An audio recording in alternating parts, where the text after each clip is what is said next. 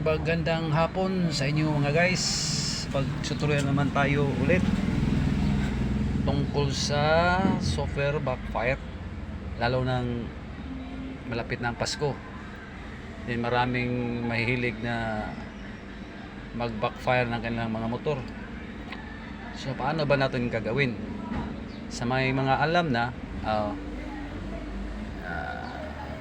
hindi na kayo kailangan pang makinig sa tutorial ko. Sa mga baguhan lang to ha.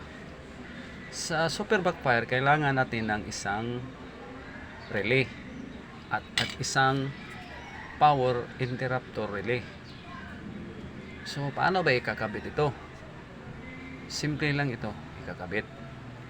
Simula tayo sa relay natin. Sa relay natin, i-focus muna natin. May makikita tayong apat na paa, katulad lang dati sa tutorial ko.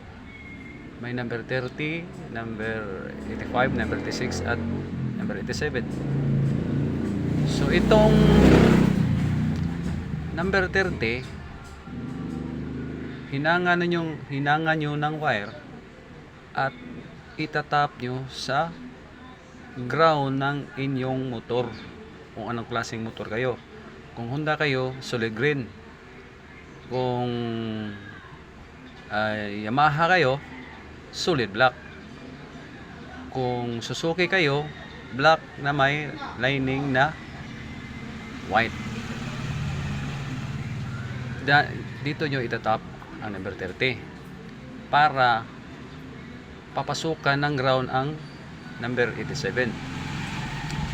Yung number 87 natin, ilalagay nyo sa pulser ng inyong motor. Ang pulser ng motor, kung sa Honda, blue na may lining na white. So siguraduhin lang yan kung anong pulser ng inyong motor. Makikita nyo sa bandang cover na may stator. Makikita nyo mayroong socket dyan.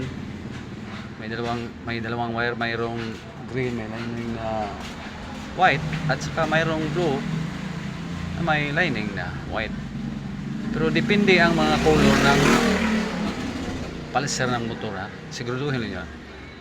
Tapos itong 85 at 86, dito nyo ilalagay ang power interrupter natin. Ito. Isaksak muna. Ito ang trigger ng ating power interrupter. Ang dalawang yelo. So isaksak na dyan. Ito.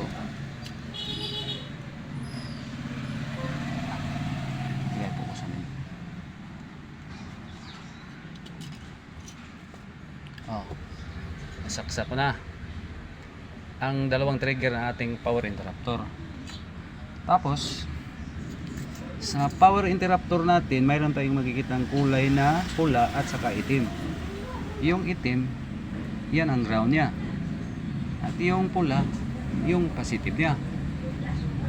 Yung positive ng ating power interrupter, ilalagay natin sa battery o sa accessories wire ba ng ating motor. Ito. Pero kailangan yung lagyan nyo ng switch. Ito. Ang isang paa ng switch, ilagay nyo dito. At ang isang paa ng switch, ilalagay nyo sa positive ng yung battery. At itong itim, ilalagay nyo sa ground. Pero ground naman ito. Ground naman ang number 30 natin. Ground man ang number 30 natin, pwede natin yung isabay yung itim sa number 30. Depende na kayo kung hindi ba nyo isabay, basta ground ito. Kasi pag umandaran yung motor, lalo na naka open pipe kayo, pag inuon yung switch ng ating power interrupter, masusuplayan ng ground dito ang ating number 87. So papatay-patay siya, gumagana, hindi gumagana, hindi. Yan ang purpose ng super backfire, lalo na kung kapaskuhan. Ang daming mahilig na gustong mag super backfire. Pero number 87, huwag niyo kalimutan, dyan nyo ilalagay sa inyong pulser, di ba? Simple lang ito.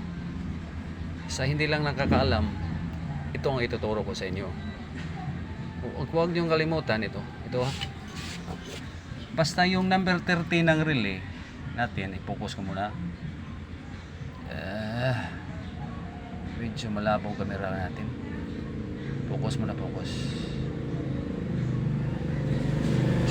Ito. Basta ang number 30 natin ilalagay sa ground ng ating motor. O pwede nyo rin isabay ang ground ng ating power interrupter. Isabay nyo.